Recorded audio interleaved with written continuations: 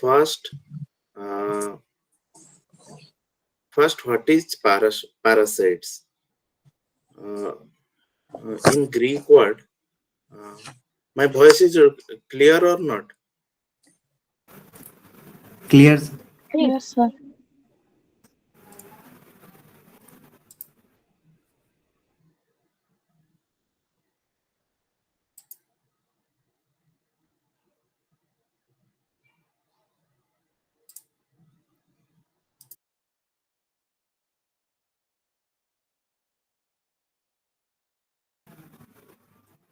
Clear sir, carry on করুন।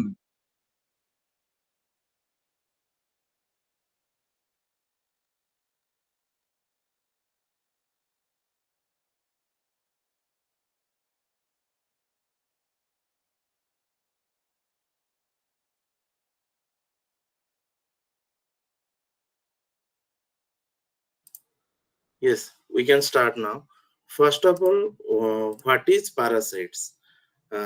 Parasites are the organism which depend on the other organism that is called as host for their nourishment, growth, multiplication, and survival. Uh, the main reason is main. Sir, Yeah. প্রেজেন্টেশনটা show করুন। Okay, my screen is not showing.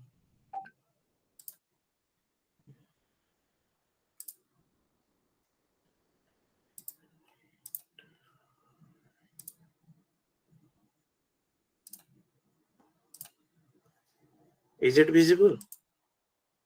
Yes, sir. Sir, Okay. First, what is parasites? In Greek word, parasitos means grain or food.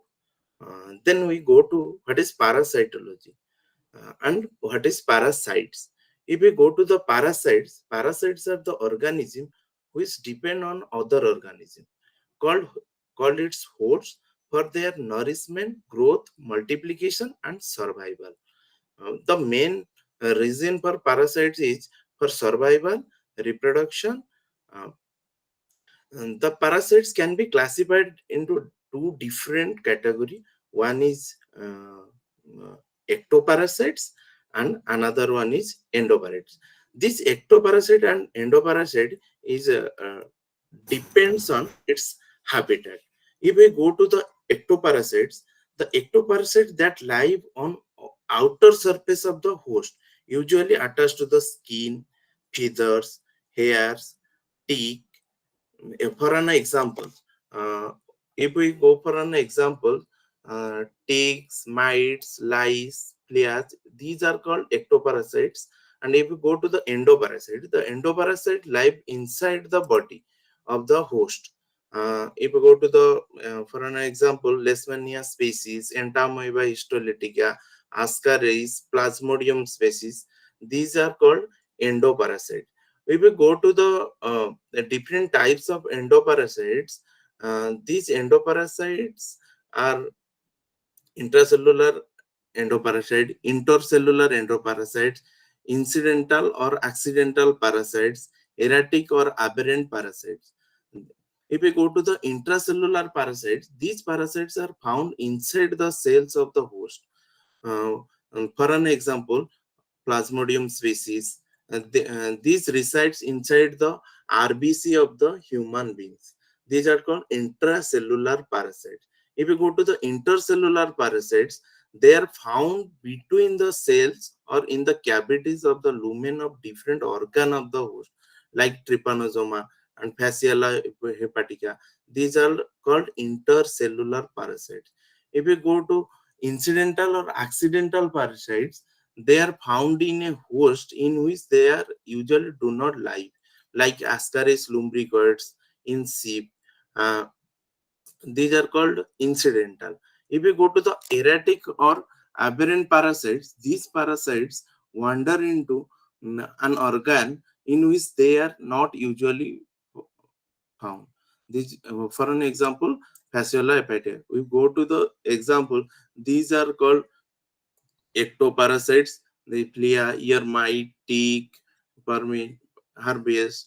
These are called ectoparasites, And if you go to the example of endoparasites, these are called Ascaris lumbricoids. This is called Fasciola hepatica. These are called endoparasites. Then parasites, all parasites are host dependent.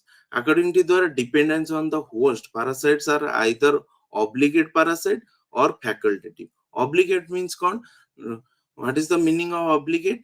Now, obligate parasites are permanent parasites as they depend completely on the host for metabolism, shelter, and transportation. They cannot live outside the host because they require suitable specific host for complete their life cycle. If they do not meet the required host, they are unable to multiply or grow for further and die. For an example, Plasmodium species, Filaria worms, tapeworms, these are obligate parasite or permanent parasite. These also are found in human beings. Then we go for facultative parasites. They are referred to as temporary parasites as they are capable of independent existence. They are normally free living but can invade host tissue under certain conditions. Thus, exhibit both non-parasitic and parasitic mode. These fowlery, these species are called facultative parasites. Then we go for degree of pathogenicity of parasites. The parasites can be categorized into three kinds according to their degree of pathogenicity. Pathogenic means it harmful or cause diseases. These parasites are pathogenic, cause diseases in the host, may result in its death. These parasites are considered inefficient parasites as they normally kill their host.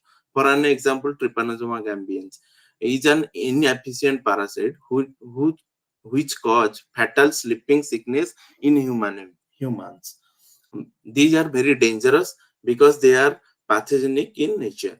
The red blood cell infected by Plasmodium falciparum tend to clump into masses and block the small blood capillary of various internal organs such as brain, spleen, lungs, leading to death of the patient.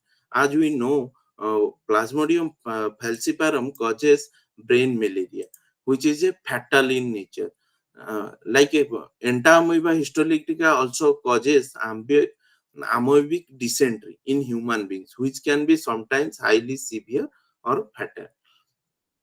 Then if it goes to the opportunistic parasite, they are typically non-pathogenic organisms which cause mild disease in immunologically healthy individuals. However, can impact pathogenic effects in immune deficient host, causing severe diseases like pneumocystis, toxoplasma. These are called opportunistic and they are non-pathogenic. It causes mild diseases. Then we go for commensal or non-pathogenic parasites. These parasites derive food and protection from the host. They are not harmful. They depend on for only food and protection from the host. These do not cause harm to the host. Such parasites are also called efficient parasite. For an example, a dog or rat can survive in spite of having thousands of ticks or fleas on them. Like Entamoeba coli is a non-pathogenic commensal in human beings. Like as we know, E. coli species are found in our stomach. These are commensal.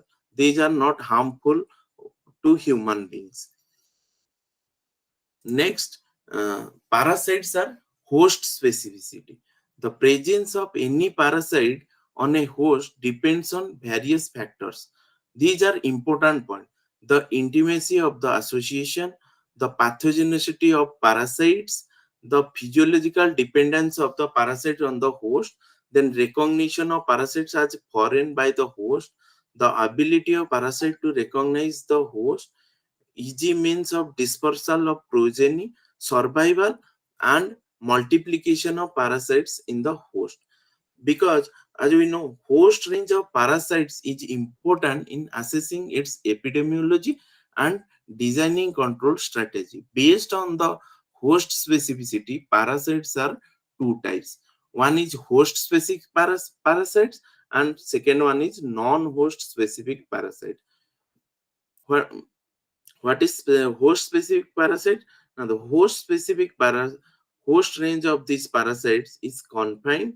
The parasites are limited to either one species of host or closely related species, like Plasmodium vivax is specific to only human beings. Then Babesia bismina is specific to only cattle. Uh, the intestinal coccidia of livestock and poultry develop in a single species of host, maybe one or two additional related species. So, for an example, Ancylostoma duodenale, the hookworm of man, can develop and survive in humans only, not in other species. Like beef tapeworm, Tania saginata probably has only human as the specific vertebrate host. These examples are only host specific. They cannot live in other specific hosts. For non-host specific parasites, the host range of these parasites is very large. These parasites hence can develop in large number of unrelated species of host. They do not show any marked host preference for one species or any group of related species. Certain nematodes such as Dracunculus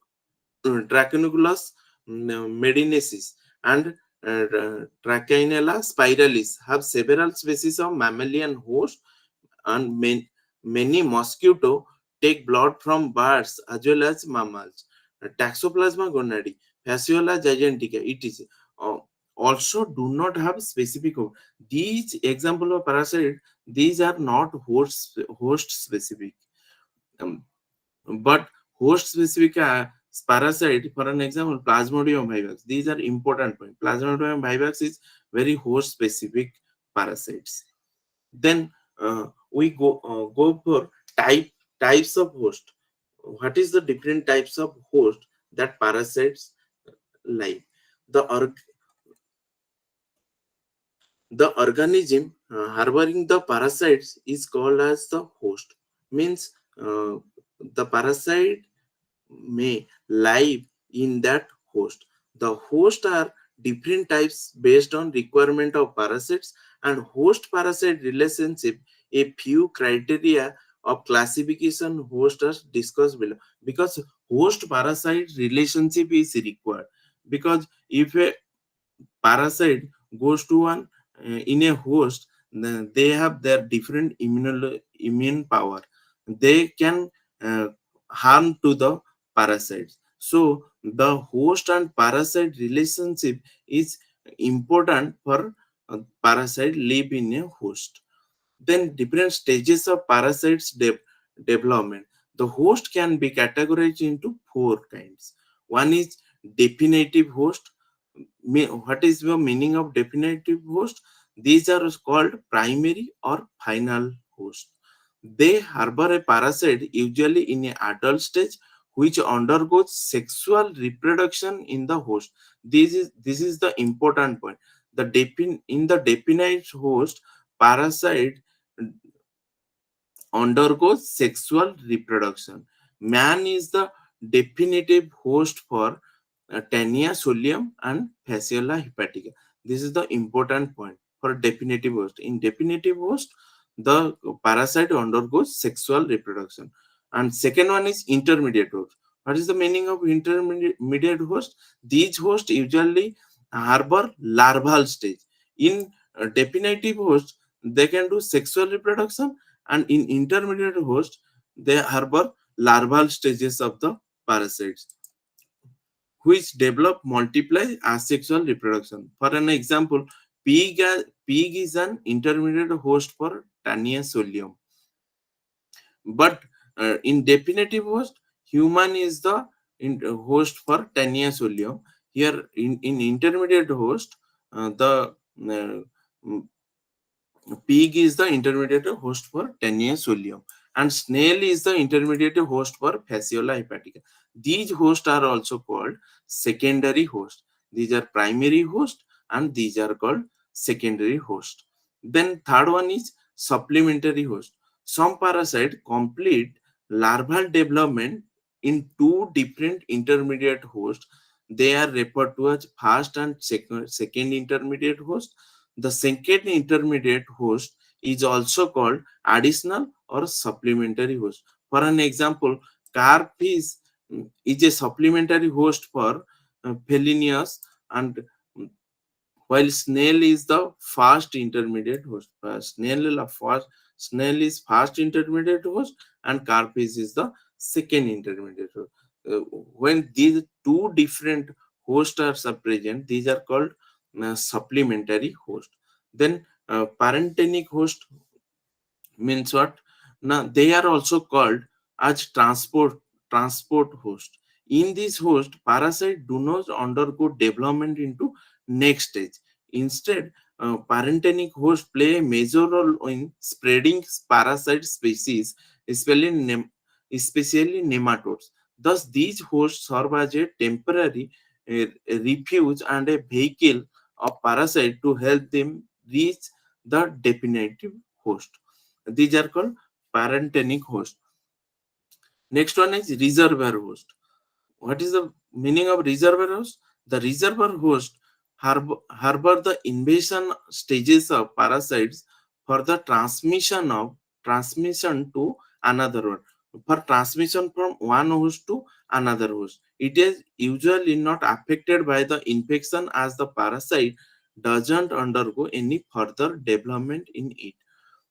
Wild rodents are the example of reservoir hosts which harbor Plias and Leishmania species, while predators fish serve as a reservoir host for larvae of fish tapeworm.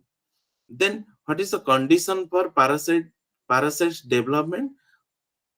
Now, one is, as we discussed above, one is obligatory or natural host, and another one is facultative host, and the third one is potential host. What is obligatory host? These hosts ensure best condition for development of parasite. The biosynergetic ties and optimal biochemical condition provide the host enhance the fertility of parasite. This is very important. Fertility of parasites also required for growth of the parasites. Provide best survival rate and help their quick development. For an example, Ascaris lumbricoid is the humans are natural host for Ascaris lumbricoids.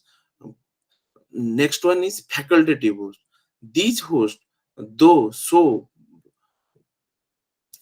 optimal biochemical conditions. As a result, in this host, duration of parasite life is certain, or parasite doesn't have a full development cycle. For an example, cat is the facultative host for fish taper. These are facultative hosts. And another one is potential host. What is potential host?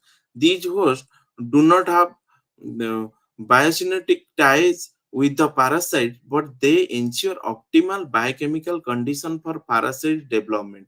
For an example, herbivorous animals can act as a potential host for Trichinella spiralis.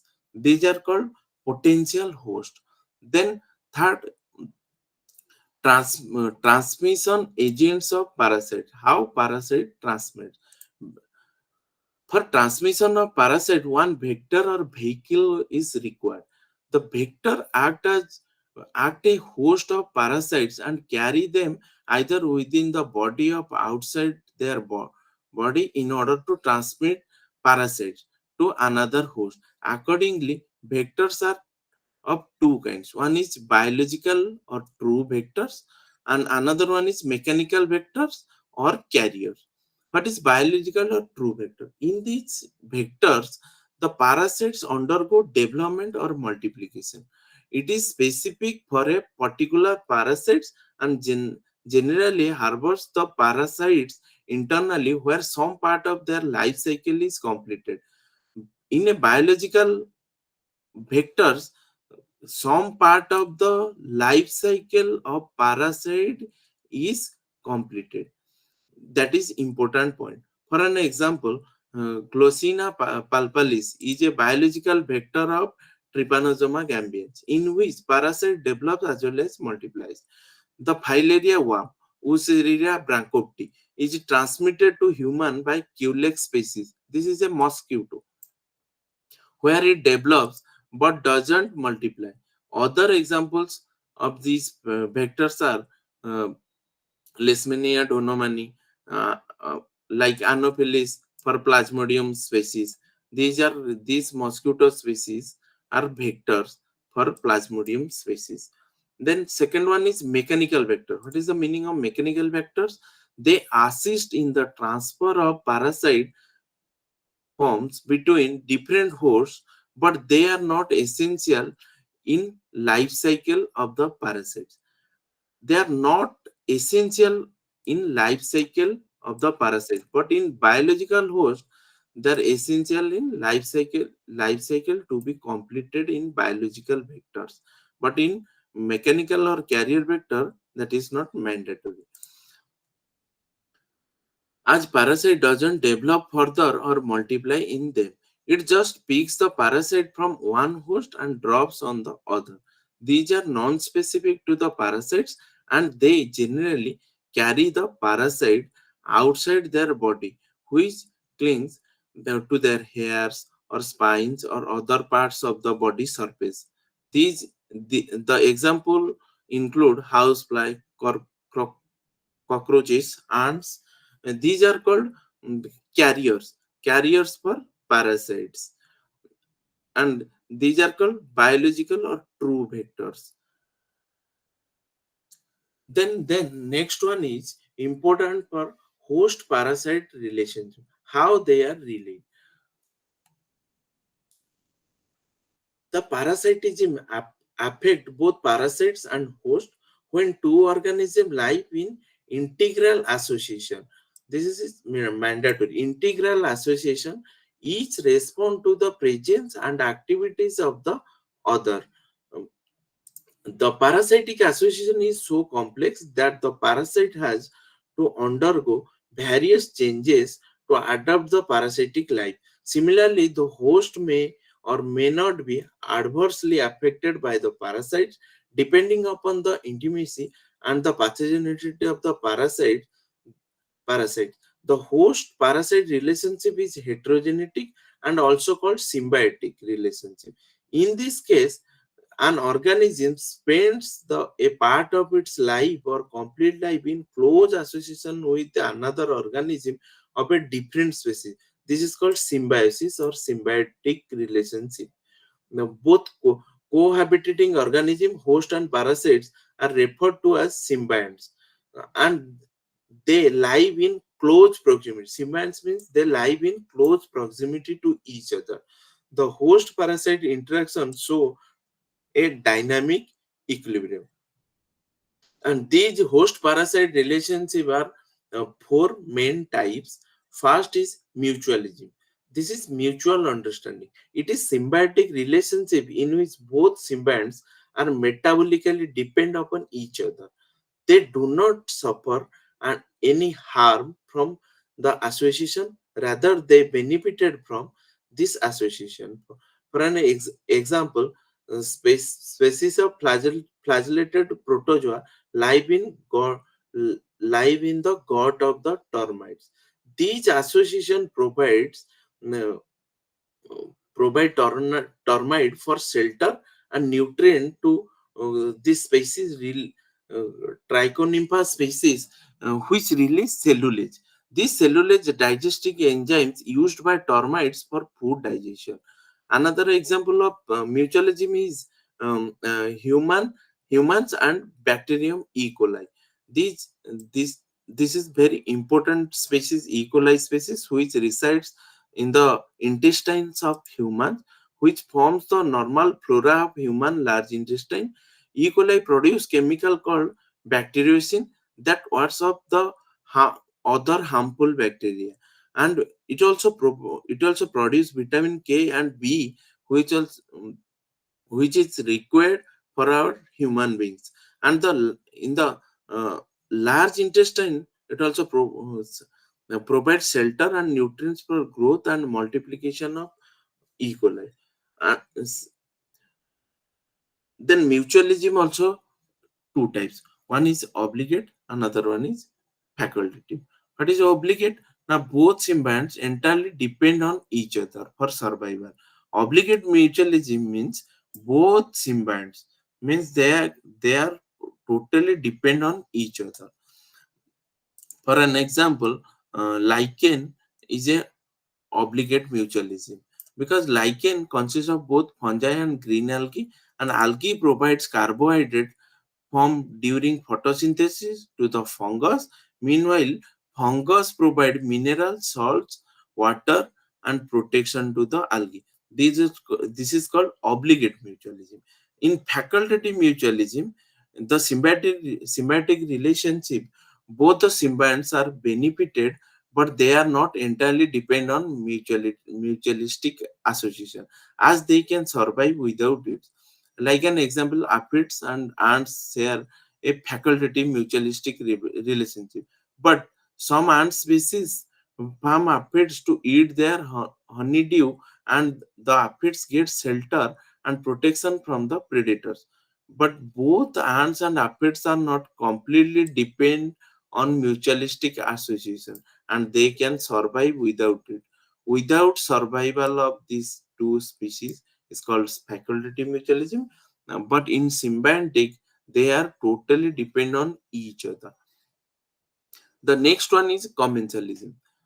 In commensalism, the association where one organism is benefited and other organism is neither benefited nor harmed. The organism that receives nourishment and refuses it called as commensal. For an example, the normal flora of the human body can be considered as commensal. Normal just bacterial flora of the human body is also called uh, commensal. Commensalism is of two types. One is ectocommensalism, when organism lives on external surface of the body of the host. This is called ectocommensalism. For an example, barnacles are crustaceans which are sessile and cannot move their own. For this, during the larval stage, barnacles attach to the other organism like whales, and the uh, and are transported to other places. They grow further without causing any harm to the whales. These are called ectocommensalism. What are endocommensalism? The commensals which lives inside the tissue cavities of the host is called endocommensalism. For an example, Entamoeba gingivalis lives in the mouth of the humans. It feeds on food particles, bacteria, and dead epithelial cells, but never harms the healthy tissues. Next one is parasitism. It can be defined as non-mutual symbiotic association in which one of the partner is harmed and other gets benefit. The symbiote getting the benefit is a parasite, and the symbiote which getting is harm called as host. For an example, tapeworms, flukes, malaria parasite, pleias are the examples of parasites. Tapeworms attach themselves to the intestinal walls of the host and absorb the partly, partly digested food of the host, affecting the absorption capacity of the host intestine. Some helminthic worms may also cause a loss of blood and iron, which could lead to anemia in the host. If it goes to amensalism, it is the type of relationship in which one species is not affected and other species is completely harmed. For an example, penicillium secrete penicillin as a secondary metabolite during growth, which is antibiotic in nature and kills various bacterial lysis. This type of interaction also referred as antibiosis. If we go to this table, in mutualism, one, the individual of two different specific species benefit and neither suffer. They both are benefited. So this is double plus. for species 1 this is plus, for species 2 this is plus. In commensalism, one individual gains some benefits while other suffers no serious disadvantage. Other species is not harmed. But in parasitism, one is benefited and other is harmed. In amensalism, one member is harmed while other is not benefited. These are called association of two different species. Association. Then next important is life cycle of parasite and its pathogenesis. If we go to the life cycle of parasite, these parasites are generally consist of two phase. One phase involves in root. A parasite follows inside the body of the host. Information about this phase provides an understanding of the symptomatology, pathology, diagnosis, and selection of appropriate medication. The other phase involves the route a parasite follows outside the body of the host. Information about this phase provides crucial understanding of epidemiology, prevention, and control measures. If we know the life cycle of the parasite, then we understand the epidemiology and prevention and control measures for this parasite. So different kinds of parasite pass through different types of life cycle. These can be categorized into two kinds based on the number of hosts. Depending on the host, these are classified into direct cycles and indirect life cycle. In direct life cycle, and there the parasite require a monogenetic or one host. Like for an example, in Entamoeba histolytica, Ascaris lumbricoids, these complete their life cycle in human host and are transmitted to another host through contaminated food or water. Other examples include Giardia, Balentidium, Enterobius. These require only one host. This is called monogenetic host, that is called in human beings. In indirect life cycle, it required two hosts. If we require a two host, the parasite goes from one host to other. It also required one vector. This indirect life cycle, this is called digenetic or multi-host life cycle. For an example, malaria parasite required both mosquito and human host to complete its life cycle. Malaria parasite also always required so two hosts. One is mosquito and another one is human beings.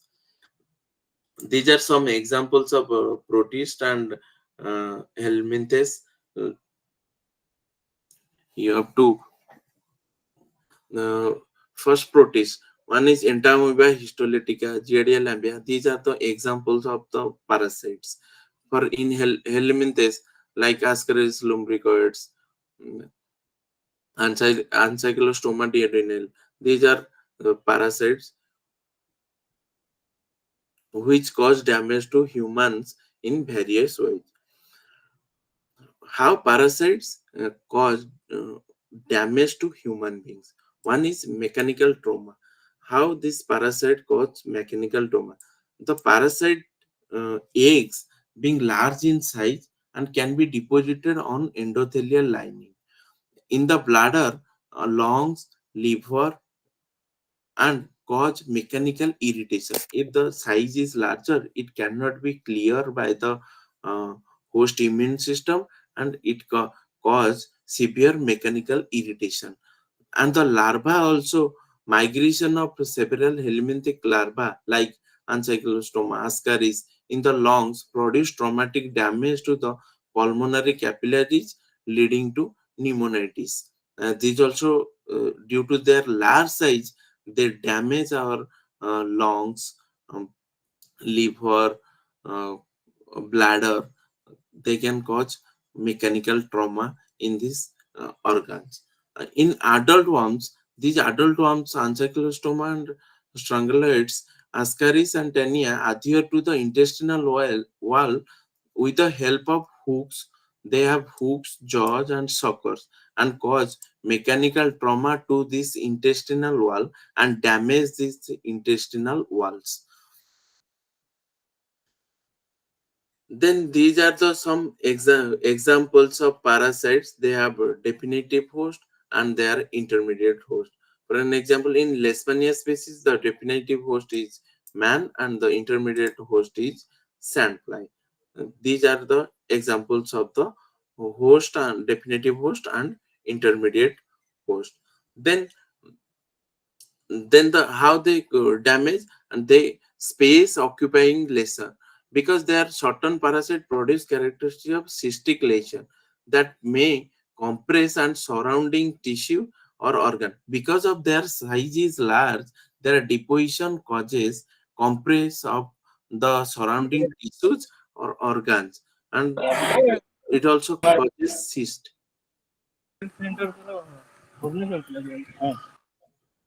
ସେତେବେଳେ ଭାବୁଥିଲି ଭୁବନେଶ୍ୱର ରହିବି ପୁରା। Then next one is inflammatory reaction. How they cause inflammatory reaction? Most of the This is the important point. Most of the parasite induce cellular proliferation and infiltration at the site of their multiplication in the large intestine, leading to the formation of amoebic granuloma. And adult worm, Wuchereria brachypti causes mechanical blockage because their size is large. This causes mechanical blockage in the lymphatics and lymph vessels. And these the trematodes eggs can induce inflammatory changes and surrounding the area of egg deposition. This inflammatory reaction causes severity in the human beings. Next one is enzyme production and lytic necrosis. Because the parasite obligate in nature and obligate intracellular parasites of man like Plasmodium and Leishmania and Trypanosoma produce several enzymes which cause digestion and necrosis of the host cell. These proteolytic enzyme can digest and necrosis of the host cell, and in Entamoeba histolytica also produce various enzymes like cysteine proteases. These are this cleavage the cysteine residues in the protein chain, and this hydrolytic enzyme and amoebic pore forming protein that lead to destruction of the target tissues. And these some parasites also release toxin like Entamoeba histolytica produce toxin which may be responsible for pathogenesis of disease. However, in contrast to bacterial toxin, parasitic toxin have minimal role in pathogenesis. They are produced less in amount. In allergic manifestation, many metabolic and excretory product of the parasites get absorbed in the circulation and produce a variety of allergic manifestation in the sensitized host. For an example, schistosomes causing sarcoidosis dermatitis, rupture of the hydritic cyst producing anaphylactic reaction. If anaphylactic reaction occurs, and it causes severity in the host and filariasis. Then neoplasia. Then what is neoplasia? Now some of the parasitic infection can contribute to the development of neoplasia. Infection of schizostoma, hematobium, and ophisto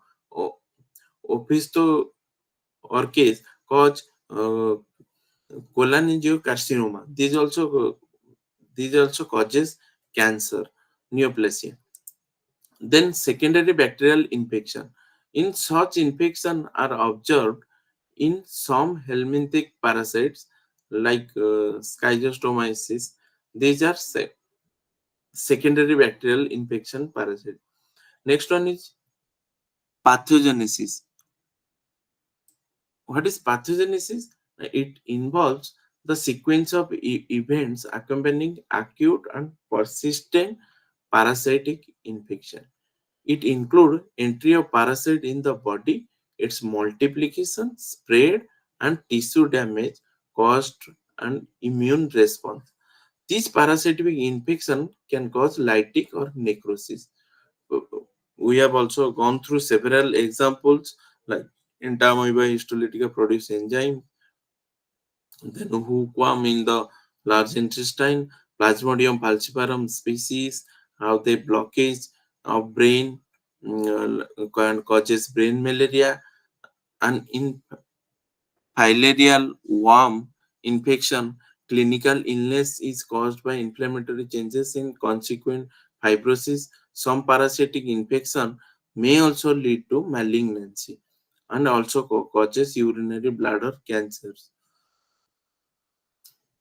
And when host resistance is impaired, parasites that are normal present in the human body may produce disease. In AIDS patient, there is an increase in the incidence of newer parasitic infection by Cryptosporidium parvum. This species causes in human body, it causes different types of diseases like for an example protozoal infection. The lesions are grateful influenced by proliferation, multiplication, and metastatic spray. Metastatic means it's spreading throughout the body uh, to distant organ. Like for an example, entamoeba histolytica may live as surface commensal, multiplying in intestinal lumen for long periods without invasion of the tissues. At the same time, entamoeba histolytica secretes histolytically toxin which lies intestinal cells, enabling the organism to penetrate the gut and spread to the tissue.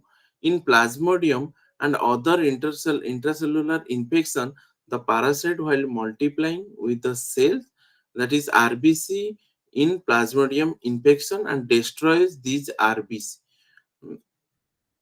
In Helminthic infection, because their size is very large, they cause physical obstruction. Masses of roundworms may cause intestinal obstruction. A single worm also may block the appendix or bile duct of human beings, and if they block, they causes pressure effect. Hydrated cyst may cause pressure effects in surrounding tissue. This parasitic, when present in vulnerable sites such as eye and brain, and may produce serious damage by pressures. Next one is vascular or lymphatic obstruction. This lymphatic obstruction is called by Plasmodium falciparum infection, may cause blockage of capillaries of the cerebral cortex, leading to fatal of fatal cerebral malaria, or called brain malaria. And in elephantiasis caused by Wuchereria branchiopti, which result from repeated lymphangitis and swelling of the lymph nodes and obstruction, and it causes lymphoedema. Um, in trauma, in trauma cases, clinical disease may result from trauma. Hookworm infection also causes traumatic disease. And in allergic manifestation, certain helminthic infection, the secretion and excretion of growing larvae and products released from dead parasites may give rise to allergic manifestation. And in allergic reaction also, the patient can be severity. Then predisposition to malignancy. The parasitic infection may contribute to the development of neoplastic growth like liver flukes, may induct the bile duct carcinoma. This causes carcinoma in the host, and may contribute to bladder cancer. This schizostoma species causes the bladder cancer in the host. Then if we go to the evolution of the parasitism, the parasitism dates back to ancient geological time. In ancient time, it's difficult to generalize that how parasitism evolved, but it is assumed that origin of parasitism is merely accidental. The parasites evolved from the free-living organism by their accidental association, which was initially harmless. Probably it began with mutualism and commensalism and gradually converted to parasitism. According to evolutionary, it first their mutualistic relationship, then commensalism, then they gradually converted to parasitism. This took place when the partners of the found is extremely beneficial and become completely dependent on other. It failed to make its own living and become parasite. The parasitic mode of the life brought about many changes in the morphology as well as physiology of the parasitic organism, which further made it difficult to survive without the host. For example, the intestinal parasites were evolved from the free-living organism, which were accidentally swallowed and got adapted to the newly habitat. How these parasites are selected? These are also in accidentally uh, gone through the intestine and they got adapted in that part and also create a new habitat. According to the evolution, there are also co-evolution of parasites and their host. Evolution can be defined as a change in the gene frequency. If they got adapted, they there are also gene frequency or gene pool also changed. But in order for this to occur, three criteria need to be made. First, important point: there must be a genetic variation of the population. If the genetic variation of population occurs, they can co co-evolve co-evolutionary. If the population is genetically homogeneous, then variation can only occur sporadically through random mutations. If random mutation occurs, then the genetic variation also occurs in the parasites. And in the second criteria, the variation must be heritable. If the variation is heritable, they also can adapt that new habitat situations. Uh, and the third one is variation must influence probability of living reproductively viable offspring. Last one is important point is variation must influence the probability of living reproductively viable offspring. Viable offspring is very important for this new habitat. Then the parasite live in close association with their host. If the offspring, viable offspring is adapt in new habitat, then the parasite can live in close association with their host, and the two organism will co-evolve. The nature of the host parasite relationship may therefore change with time.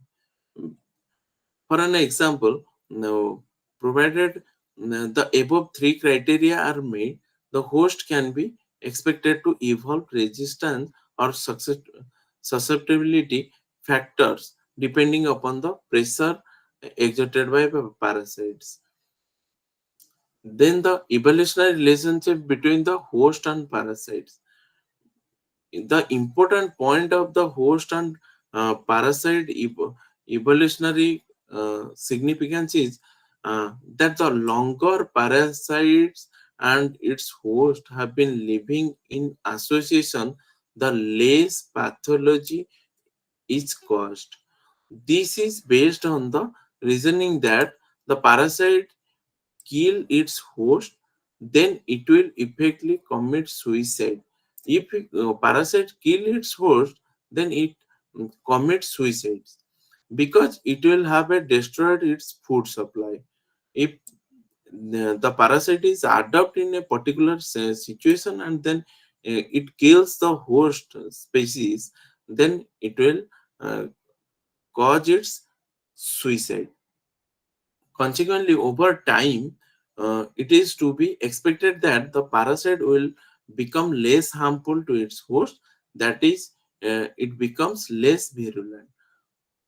Be- uh, uh, if they are co-evolve, then they will become less harmful to each other, because this co-evolutionary relationship is required for the host as well as the parasites.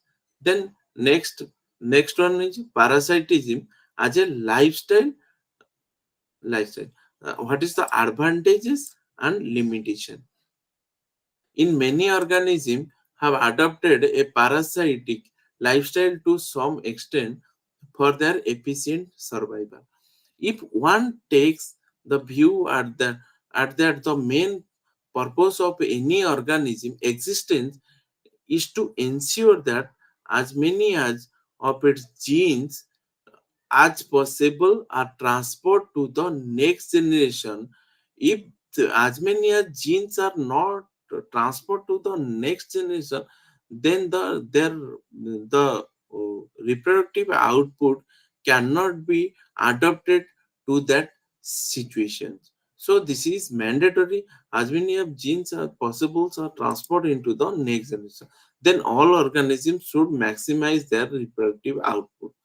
However, producing offspring is energetically costly, and these costs have to be traded up against the activities such as finding food and then digesting and observing it, and finding a mate, protecting oneself against the predator and the environment. These are called, if maximum gene Clear. pools are transferred from one generation to another, then these are the advantages for parasites. And most parasites stay association with their host for duration of life cycle stages. Therefore, having located and infected their host, and the need for sensory apparatus or locomotion is reduced, of the parasites has access guaranteed food. If the parasite uh, accesses a guaranteed food source, then the parasite doesn't require any locomotory organ or sense organ. They only absorb that food. These are the advantages. This guarantee also means that parasite doesn't have extract as much as energy as possible from each unit of source. Instead, it can afford to be wasteful, and many parasites have reduced metabolic pathways because they are direct uh, ingest the digested food, so they have reduced their metabolic pathways. Furthermore, there is no need of letdown of metabolically reverse beyond those required next cycle stages. So, parasites rarely need well developed food gathering apparatus. Some parasites, such as tapeworm, have dispensed with the mouth and the gut altogether, relying on nutrients being absorbed across the body. They have these species tapeworm parasites, they directly absorb the nutrients across its body wall. What is the main advantages of parasitic lifestyles? The parasitic lifestyle within or upon their host, because of which they have a reduced need to maintain body surfaces and behavior that protect them from desiccations, heat, cold, as this is done by the host. Similarly, the parasite um, is to a large extent protected from predators and pathogens, which would have uh, to overcome the host immune system before locating the parasite. If a parasite live in ecto or endoparasite lives in host body, they should overcome host immune system, because without overcome in immune system they cannot survive in the host. Even ectoparasites are protected to some extent because hosts are not always able to distinguish between a predator that is attempting to take a bite out of them from one that is intent on removing a flea or louse. Um, then a parasite will be transported wherever the host goes, and therefore the limit of its dispersal depend upon the dispersal power of its host, coupled with whatever the special needs the parasite has to complete its life cycle. The presence of this suitable vector or environmental condition, consequently, a parasite doesn't have to devote energy dispersal. What is the advantages and what is the disadvantages association of parasite lifestyle? One host is located, no need for further searching. One host is important and no need for further searching of another host. And the disadvantage is extreme host specificity can increase vulnerability to extinction, because if they change different types of hosts, then it will they will overcome the immune system of the different host. Then food is permanently available. Limited requirement for complicated food capturing mechanism. Reduced need for food processing. But our disadvantage is must locate an optimal site in host to ensure food availability and survival. Protection from environmental extremes, because they are endoparasites are um, protection from environmental extremes. Disadvantages are must adapt to host internal physiological environment. Internal parasites only, they should adapt the host internal physiological environment, because there is biochemical changes in the host body. Then protection from predators and disease. In disadvantages must overcome host immune defense. This is very important. If there are multiple hosts, they should overcome host immune defense. The reduced need for dispersal, because host are positive vector which carries the parasite, and its disadvantages are spread limited by host geographic range, and it can devote large Hello, proportion of energy intake hello, sir. to reproductive Hello, output. Hello. sir. Will you please explain the first disadvantage? First, one host is located, no need for further searching, because if the The parasite disadvantage. search for disadvantages, the extreme host specificity, because parasites are extreme host specific, be- can increase vulnerability, because for parasites they should overcome the host immune defense system. If it changes different types of host, and it may vulnerability or to extinct, because of changes of different types of host. So these are extreme host specificity. What is the mean of, sir, this extreme host specificity? Extreme host specificity meaning uh, uh, like as we discussed, um, plasmodium species in human beings. These are extreme host specificity. They cannot survive in other host.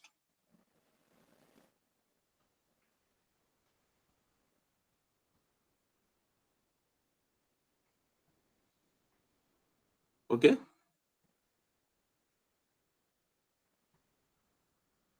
You got my point?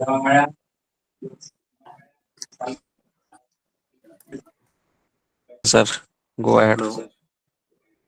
Yeah. Then we can devote larger proportion of energy intake to reproductive output, because this is very important for further generation of this parasite. They devote larger proportion of energy intake to reproductive output in comparison to free living organism. These are the disadvantages is transmission can be extremely risky, and most offspring die before establishing in a new host, because if they can change a new host, they should overcome the host immune defense system as well as the environmental condition of the new host. So the this is the you completed the unit 1 part. Then we go for the next unit, that is called distribution of distribution of diseases and zoonosis caused by animal parasites.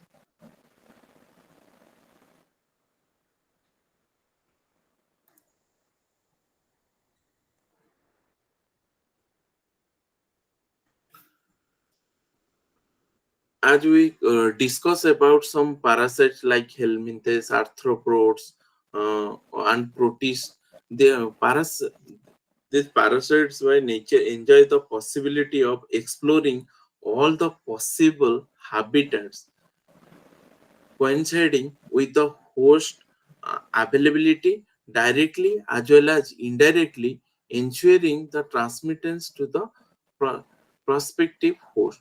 Depending on where they live on their host, they can be broadly classified as external and or internal. The external, as we discussed, the external parasite inhabit the external surface of the host, while internal parasite may enter in their host by ingestion or contaminated food, soil, or water. There is the bloodstream and settle in the preferred location to mature the reproduce, harming their host. They reach in the bloodstream and they overcome the immune system, and they prefer location where to mature and reproduce, and they doesn't harming their host. A few parasites had developed the capacity to jump from non-human animal to humans over the period of time in the course of their evolution. This is called zoonosis. Zoonosis means what?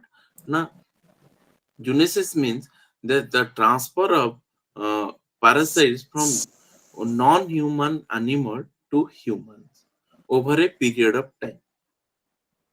For an example, HIV. HIV, Lyme, SARS, COVID, Nipah, Ebola, Corona. These genetic pathogens may be bacterial, viral, helminth, may involve unconventional agents and can spread to humans through direct contact or through food, water, or the environment. The current these zoonosis which uh, the different transfer of different parasites from non-human to the human, we can discuss in this unit. Then next is source of infection, where the infection of parasites occur. The human beings enjoyed a prominent place in the food chain, as well as a dominant role in ecosystem in many ways. This gives the opportunistic organism to explore humans as their target for food and shelter. Parasite living on the resources of humans have been reported since time immemorial. Interestingly, humans are the host to nearly 3,000 species, 300 species of parasitic worms, over 70 species of only protozoan species. Out of these, some appear to be derived from our primate ancestors, while some were acquired from the animal that we have uh, domesticated or come in contact with during our relatively very short history on this planet Earth. So maximum transfer of these genesis occurs through these domesticated organisms. If we go to the infectious occur due to the specific causative agents, the causative agents may reach to the host through a series of steps or sources. These sources may be somehow forming surrounding the prospective host where it carries out its day-to-day activities or is dependent on its surrounding for some of the vital processes required for the sustainability of growth and development. For example, association with the soil may be regarded as the contributing factor for pathogens that are transmitted using soil as a carrier. Soil also as a carrier for transmission of parasites. Water also another carrier. Mm, uh, Our day-to-day activities association with interaction with water as a resource may be explored by pathogens for their sustenance and transmission. Similarly, transmission through animal waste and insect is also prevalent as a source of infection across the globe. These are the major sources. Let's understand the how they are transmitted through soil also as a carrier for transmission for parasites. The organism have to remain in touch with the soil in some part of their life cycle, whether it is arboreal, aquatic, or aerial mode of life. Human beings are not presenting exception to this, and they are bound to remain connected with the soil. The soil comprises a large number of pathogens, including nematodes, cystodes. These are found in the soils, and these uh, pathogens are transmitted to human beings through the soil either by direct mechanism or through contaminated food items uh, from the soils. This disease frequently occurs in living an unhygienic lifestyle. For an example, Ascaris lumbricoid transmitted to the human being by ingestion of infected soil. These are transmitted in water also a carrier. Water is the major ultimate need for all living beings, and in by water uh, it causes amoebic dysentery. This is a waterborne disease which poses significant challenging to the human life, especially in the developing countries, including also India. These diseases are more frequent and severe during this monsoon times and floods and mm, other water-related disaster. This amoebic dysentery is a disease in addition to many other that is transmitted through the contaminated water. Maximum water contaminated dysentery is amoebic dysentery by food, because food is the main source of for many parasitic and genetic infection, especially when domestic animals such as buffalo, cow, goat, camel, sheep, these species are infected with parasites, different types of parasites. Human individuals can easily acquire cryptosporidiosis caused by cryptosporidium if they are accidentally swallow the food or water that is contaminated with stools or infected animals. This can also happen when people consume the unwashed fruits or drink untreated water from the orchard or water sources located near domestic cattle or cow pastures. Similarly, people can acquire different types of like this undercooked or raw meat of bear, boar, domestic pigs that are infected the trichinella parasites. These parasites um, infected through the food. Then infection through animal. This is called zoonosis from non-human to human. Zoonosis is defined as disease infection naturally transmitted between vertebrate animals and man. Literally, the term zoonosis means disease of animals. Leishmaniasis, trypanosomiasis, filariasis, trichonellosis are some of the example of genetic disease. These are important genetic diseases. Among various animals, pets such as cats, dogs are easy source for infection who can carry and pass parasites to the people. Young animals such as puppies and kittens are more likely to be infected with the roundworms and hookworms. Wild animals can also be infected with the parasites that can infect people. For an example, people can be infected by the different types of parasites if they accidentally the swallow soil that is contaminated with uh, infected raccoon feces. Uh, These are transmitted through this soil. Next one is insect. This is the important part.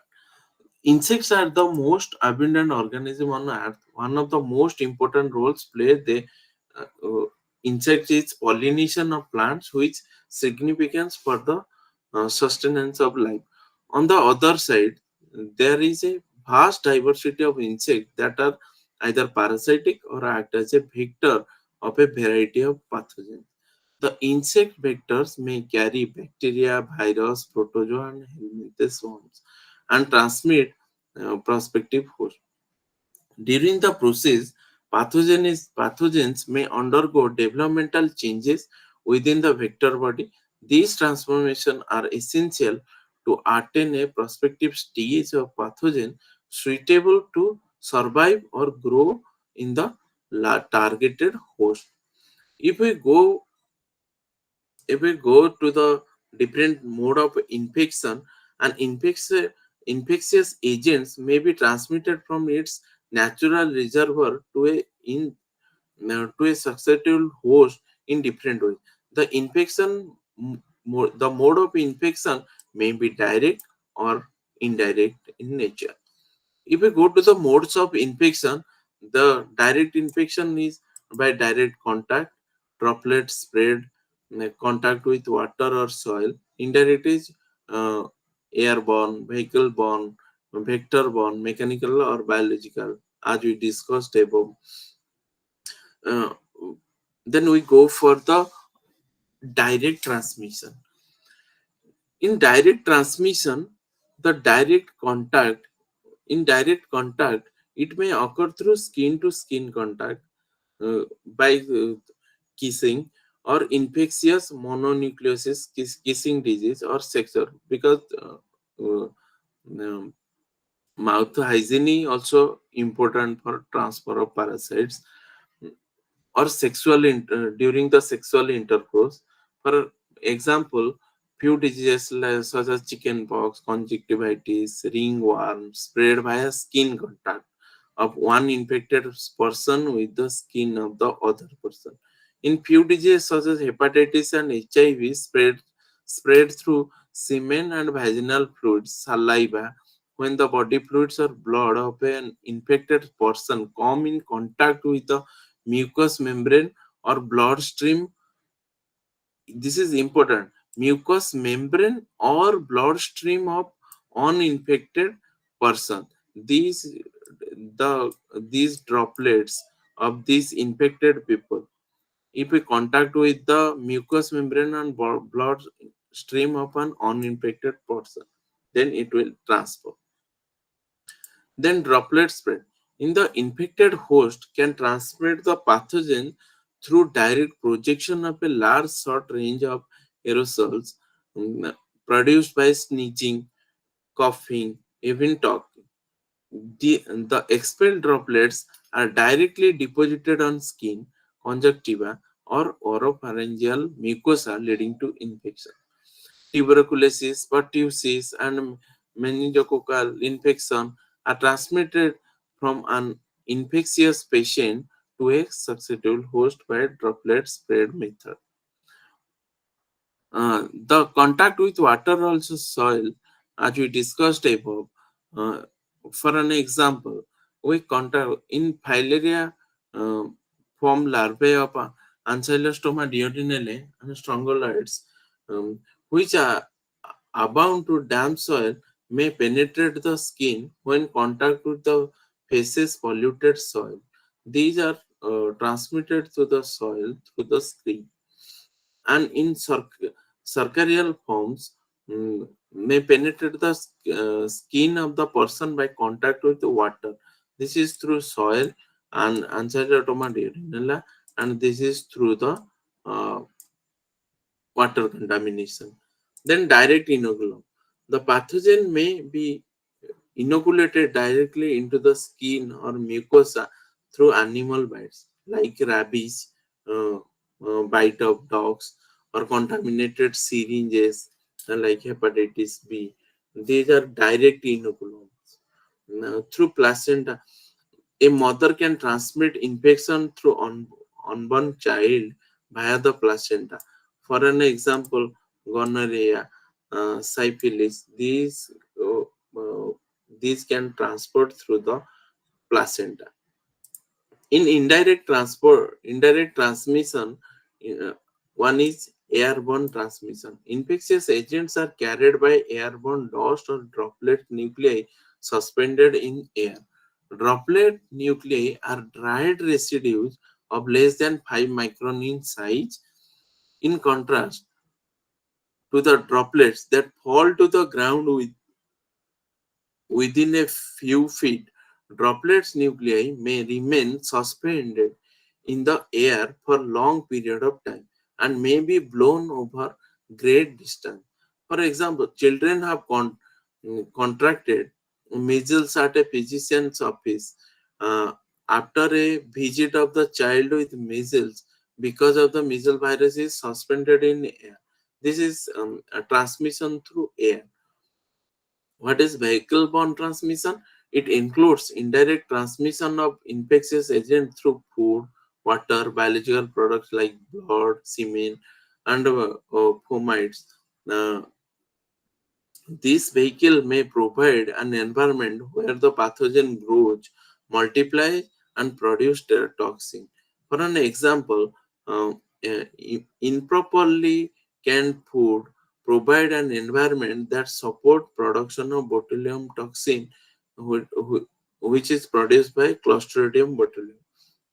This ingestion of food and drink contaminated by infective form of parasites or cyst of Entamoeba histolytica, Opha ascaris lumbricoids, these are transmitted through uh, this vehicle-borne transmission.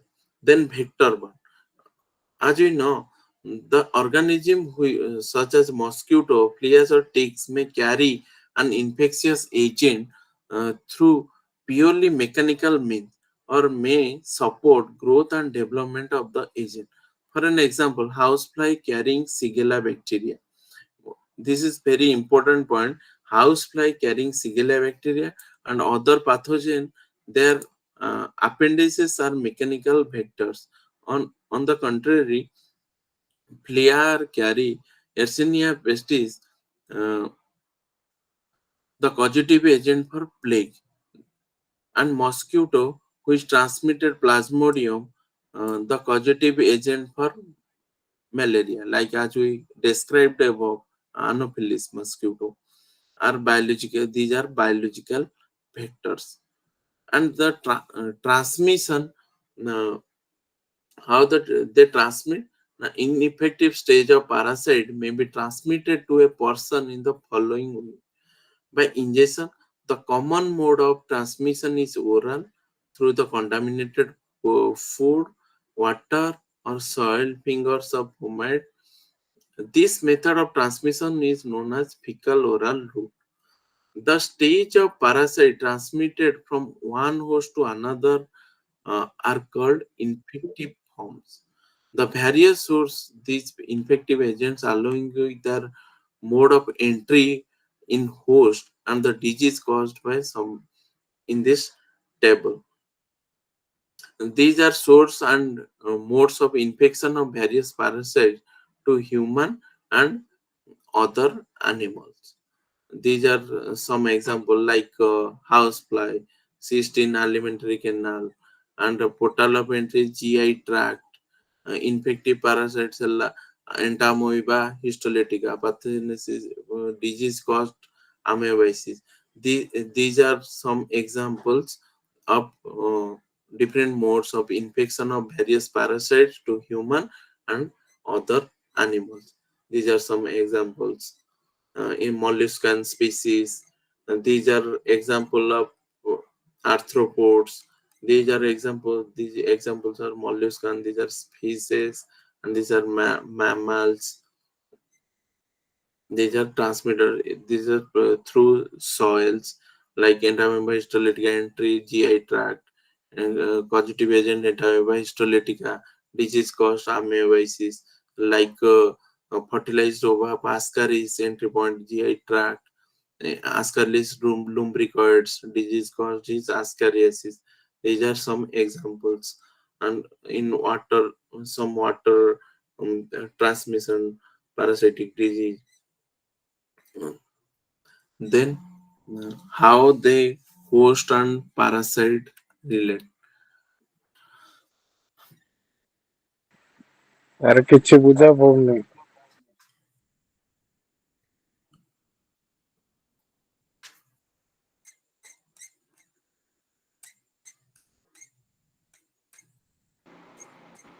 Sir ଆପଣ କଣ ପଢଉଛନ୍ତି ନା କଣ କିଛି ବୁଝା ପଡୁନି sir କଣ ପଢଉଛନ୍ତି ସାର୍ ଏଇଟା କିଛି ବୁଝା ପଡୁନି ଖାଲି କହି ଖାଲି ଦଉଛନ୍ତି ସ୍ପିଡ ସ୍ପିଡ କହିଦେଲା ଭଳିଆ ଲାଗୁଛି ଗାଈ ଦେଇକି ପଳେଇଲା ଭଳିଆ।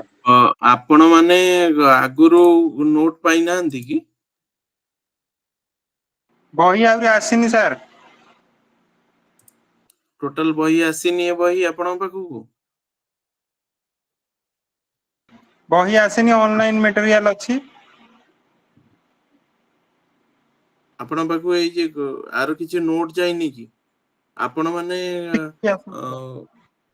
କିଛି ଆସିନି ନୋଟ କୁଆଡେ ଆସିବ ସାର୍ କିଛି କିଛି ଆସିନି ଆମ ପାଖକୁ।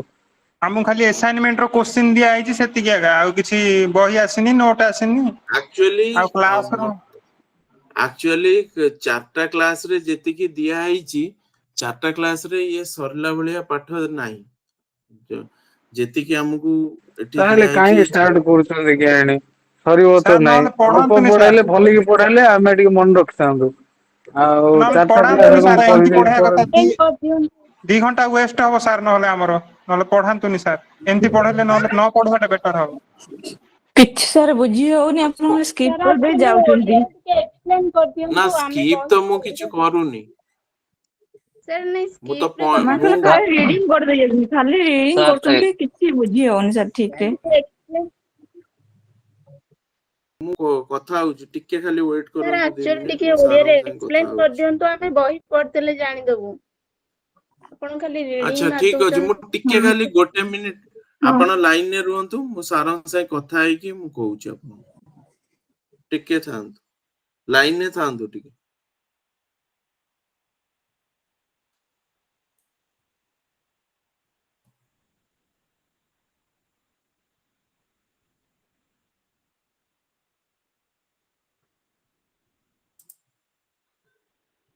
Sir, nice.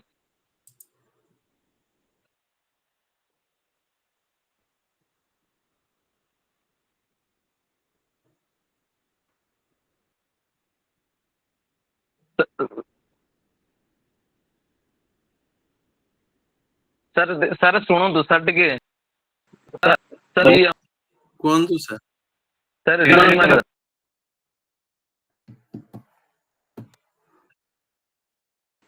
ସେ ମ୍ୟାଡାମ ଭଲ ପଢଉଥିଲେ ନା ନା। ନା ନା ନା ଯୋଉ ଜାଗାରେ ମତେ ବୁଝେଇବାର ଅଛି ସେଇ ଜାଗାରେ ମୁଁ ବୁଝଉଛି ନା, ପୁରା ପଏଣ୍ଟ ଟୁ ପଏଣ୍ଟ ତ ମୁଁ ଡେସ୍କ୍ରାଇବ କରୁଛି।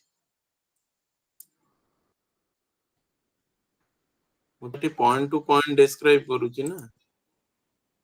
ସାର୍ ଆକ୍ଚୁଆଲି ବହି ରିଡିଙ୍ଗ ମାରିବା ଦରକାର ନାହିଁ, ଆପଣ ଖାଲି ଏକ୍ସପ୍ଲେନ କରିଦିଅନ୍ତୁ, ଆମେ ବହି ପଢିକି ବୁଝିଯିବୁ। ଓଡିଆରେ ହଉ ପଛେ ଆପଣ ଏକ୍ସପ୍ଲେନ କରିଦିଅନ୍ତୁ, ଆମେ ସେମିତି ପରେ ହେଲେ ତ ବହି ମୁଁ ପଢିବୁ। ଗୋଟେ ସ୍ଲାଇଡ ରେ ମୁଁ ବି ଏକ୍ସପ୍ଲେନ କରିଦେବି ଟୋଟାଲ ଟା। ସାର୍ କହିଲେ ପ୍ରୋଭାଇଡ କରାଯାଇଥିବ ଆପଣଙ୍କୁ ମ୍ୟାଟେରିଆଲ ବୋଲି, ମୁଁ ଏଇ ମ୍ୟାଟେରିଆଲ କୁ ଫଲୋ କରୁଛି। ସାର୍ ଆକ୍ଚୁଆଲି ଆପଣ ଖାଲି ରିଡିଙ୍ଗ ମାରୁଛନ୍ତି ନା, ସେଥିପାଇଁ କିଛି ବୁଝିପାରୁନି। ନା ପଏଣ୍ଟ ଟୁ ପଏଣ୍ଟ ଆପଣଙ୍କ ପାଖରେ ଏଇଟା ନାହିଁ କି? ଆପଣ ଏଇଟା ଗୋଟେ ରିଡ କରିନାହାନ୍ତି କି? ସାର୍ ଶୁଣନ୍ତୁ, ହ୍ୟାଲୋ ହ୍ୟାଲୋ କୁହନ୍ତୁ ସାର୍, ଆମ କୁହନ୍ତୁ। ପାଖରେ ଏଇ ଯେ ମେଟେରିଆଲ ଅଛି, କିନ୍ତୁ ସାର୍ ଆପଣ ଖାଲି ରିଡିଙ୍ଗ ମାରି ଦଉଛନ୍ତି ନା। ନର୍ମାଲି ଆମେ ରିଡିଙ୍ଗ ଟା ସାର୍ ଆମେ କଣ ରିଡିଙ୍ଗ ମାରି ପାରିବୁନି କି? କିନ୍ତୁ ନର୍ମାଲି ପ୍ରୋବ୍ଲେମ ଟା ହଉଛି ସାର୍ ଆପଣଙ୍କ ଏଇଟା ଆମକୁ ଟିକେ ବୁଝେଇବାର ଅଛି ନାଇଁ ସାର୍। ନାଇଁ ରିଡିଙ୍ଗ ମାଇଲା ଭିତରେ ମୁଁ ବୁଝଉଛି ନା। ନାଇଁ ସାର୍, ରିଡିଙ୍ଗ ମୁଁ ମାଇଲା ତ ଭିତରେ ବି ଟୋଟାଲ ଷ୍ଟାର୍ଟିଂ ରେ ବୁଝଉଛି ନା। ପର୍ଯ୍ୟନ୍ତ କ୍ଲାସ ଟା ଦେଖୁଛି ବୁଝି ସାର୍। ହଉନି ଏଇଠି ସାର୍, କିଛି ବୁଝି ହଉନି ଠିକ ରେ। ବୁଝି ହଉନି କିଛି। ନାଇଁ ଆପଣ ଏକ୍ଟୋ ପାରାସାଇଟ୍ ଏଣ୍ଡୋ ପାରାସାଇଟ୍ ବୁଝିପାରୁଛନ୍ତି ନା ନାଇଁ? ହଁ ଏଇଟା ବୁଝିପାରୁଛୁ। ଆଉ ତାହେଲେ ହୋଷ୍ଟ ବି ବୁଝିପାରୁଛନ୍ତି ନା ନାଇଁ? ହଁ ପ୍ରାଇମେରୀ ସାର୍ ହୋଷ୍ଟ, ବୁଝି ସେକେଣ୍ଡାରୀ ହୋଷ୍ଟ, ଇଣ୍ଟରମିଡିଏଟ ହୋଷ୍ଟ। ଏଗୁଡା ବୁଝି ତାର ହଉଛି, ତ ମଝିରେ ଏକ୍ସାମ୍ପଲ ଗୁଡା ବି ମୁଁ ବୁଝି କହୁଛି। ହଉନି। ଆପଣ primary host, secondary host, intermediate host ବୁଝିପାରୁଛନ୍ତି ନା ନାଇଁ?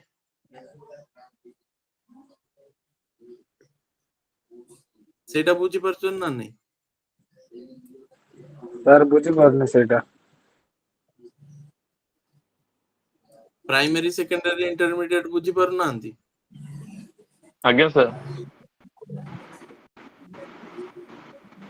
ପ୍ରାଇମେରୀ, ଆଇଡିଆ ସେକେଣ୍ଡାରୀ ନାହିଁ, ଆଉ ମାନେ ନାହିଁ, ବୁଝିପାରୁନି।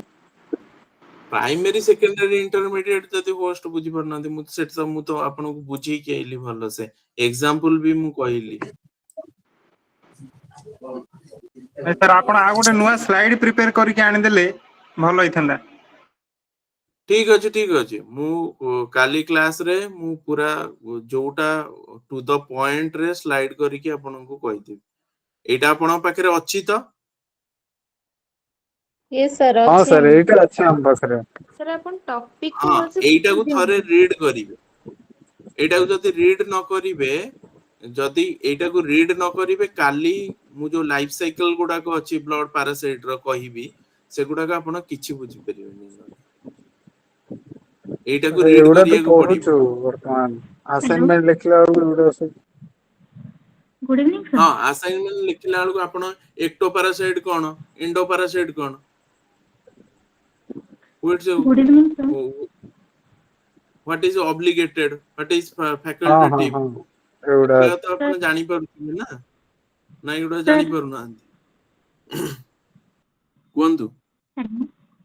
ସାର୍ ଆକ୍ଚୁଆଲି ପ୍ରୋବ୍ଲେମ କଣ କି, ବହୁତ କମ ଟାଇମ ରେ ଆମର ପୁରା ୟୁନିଟ କଭର ହଉଛି। ତ ଯଦି ଆପଣ କିଛି ଶୁଣ ସର୍ଟକଟ ରେ ଶୁଣନ୍ତୁ ମ୍ୟାଡାମ, କହିପାରନ୍ତି, ଆକି ଯେମିତି ଯଦି କିଛି ଆକ୍ଚୁଆଲି କହିପାରିବେ। ଆମର ବାୟୋଲୋଜିରେ ଯଦି 4ଟା କ୍ଲାସରେ ମତେ କହିବେ 3ଟା ୟୁନିଟ ପଢେଇବାକୁ, ତ ମୁଁ ରନିଂ ରେ ହିଁ ପଢେଇବି। ସାର୍ ବୁଝିପାରୁଛନ୍ତି? ମୁଁ ସେଇଟା ହିଁ ଆପଣ କହୁଛି। କହିଲେ ଠିକ ଅଛି, ମୁଁ କାଲି ଟାକୁ ଆପଣଙ୍କୁ ଟିକେ ଭଲସେ ବୁଝେଇକି କହିଲେ ନାଇଁ କାଲି ସାର୍ ଠାରୁ ଆପଣ ମୁଁ ଆପଣଙ୍କୁ ଓନ୍ଲି ହିଁ ଡାଇଗ୍ରାମେଟିକାଲି ରିପ୍ରେଜେଣ୍ଟେସନ କରିବି, ଆଉ କିଛି ହିଁ କହିବିନି ଏଗୁଡା।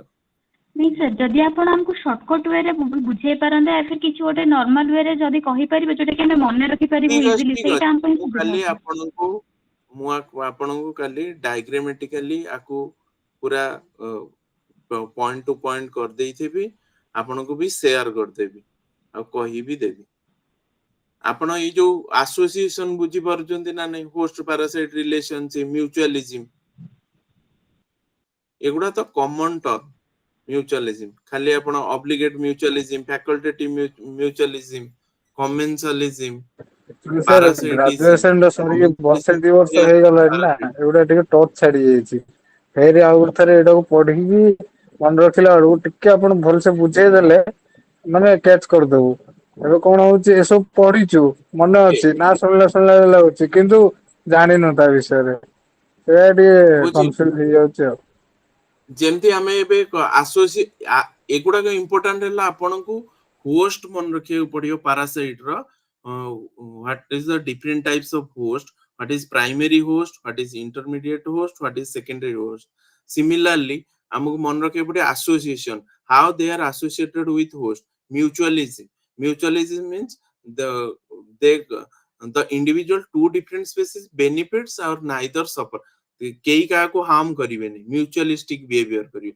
Commensalism रे one is benefited and other is not harmed. Parasitism रे one is benefited and other one is harmed. In amensalism, one member is harmed while other is not affected. These are associations of this host parasite relationship. First, different types of parasites, ectoparasite, endoparasites, then different types of associations, then which type of host is required for parasites for development. One is primary host, intermediate host, and secondary host. These points are important for this host parasite relationship. Nothing is required. And with examples, these are the important points.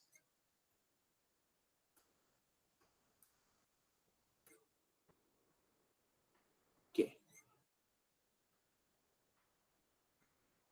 And these are evolutionary significance of host and parasites.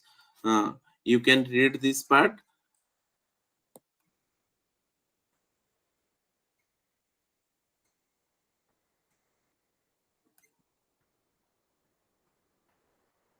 Then in unit 2, I have discussed about distribution of disease and zoonosis caused by animal. What is zoonosis? Non-human organism transmitted to the human organ, to human, like COVID. You know very well how COVID came to human beings. These are important points we have to understand.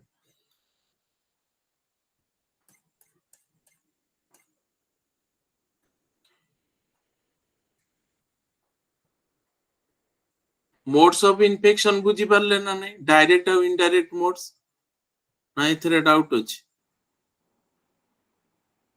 No, sir. बुझी चंदी ना बुझी नांती. बुझिनु sir.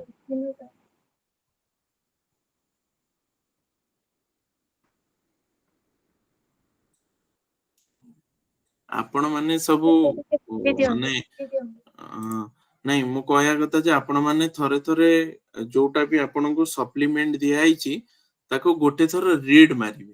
गोटे थर read मारले मते जेतले पढेबा को हबो मु जेतले काली भी किछि भी स्लाइड रे प्रिपेयर करी पढेइबी ताले मु आपण को इजीली पढेइ परिबी. ठीक अछि. नहले जेतिकी टाइम दिया आइची सेतिकी time is not enough for this parasitology topic. जदि मते कहितांते बायोकेमिस्ट्री पढाओ कि मॉलिक्यूलर बायोलॉजी पढाओ ताले दिस इज गुड. टाइम हे जो 2 घंटा रा आराम रे पढे हो, but this topics are large. तो सेति पई कि तो मु भाबिली नोट्स दिया आइतो, मु सेति पई नोट्स रे जोडा इंपोर्टेंट पॉइंट मु सेगुडा को टच करी करी कि जाउतिली. ठीक अछि. आपण मानकर आपण मानकू पूरा माने जस्ट बेसिक बुझेबार अछि तो. Yes sir. Yes आपण माने पढी परिबे तो. yes sir. हाँ ठीक अछि. मु नेक्स्ट क्लास रे जेतिकी एगुडा को करा मु आज जेतिकी कहिली भी काली जेतबेले मु कहिबी गोटे बेसिक्स रो स्लाइड करिथिबी तादरे पूरा बेसिक्स रखिथिबी.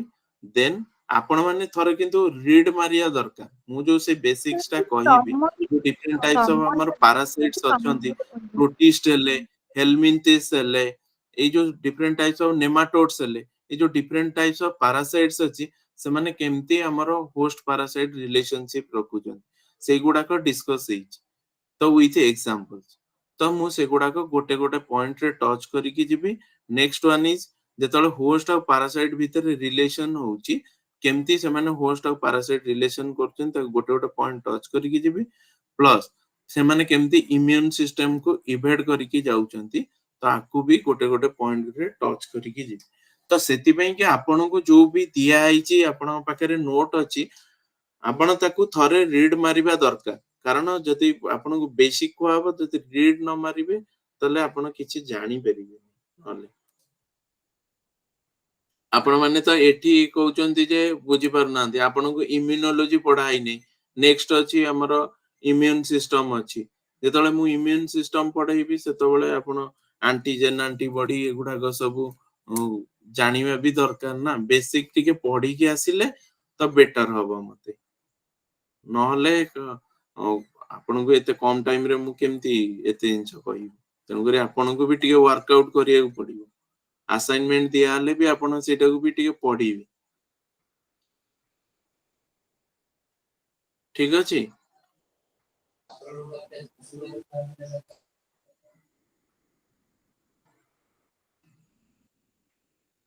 ଠିକ ଅଛି। ଆଜି ଏଇ ୟୁନିଟ 2 ରେ ଆମେ କ୍ଲୋଜ କରିବା।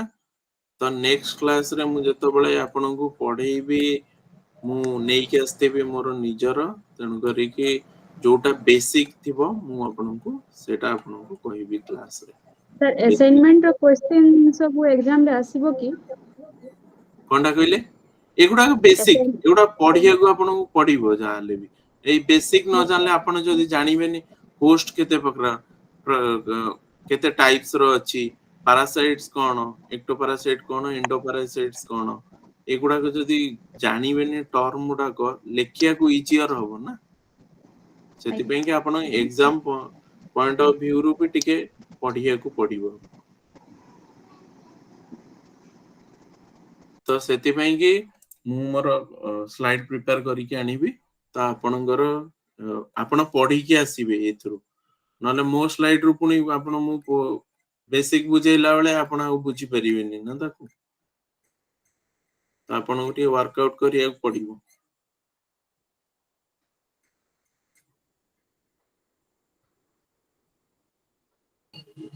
ସାର୍ ଆପଣ ଆଉ ଟିକେ ଅଧିକ ସମୟ ନିଅନ୍ତୁ। 8ଟା କ୍ଲାସରେ 4ଟା କ୍ଲାସରେ ଆମେ କେମିତି କଣ ପଢିବୁ?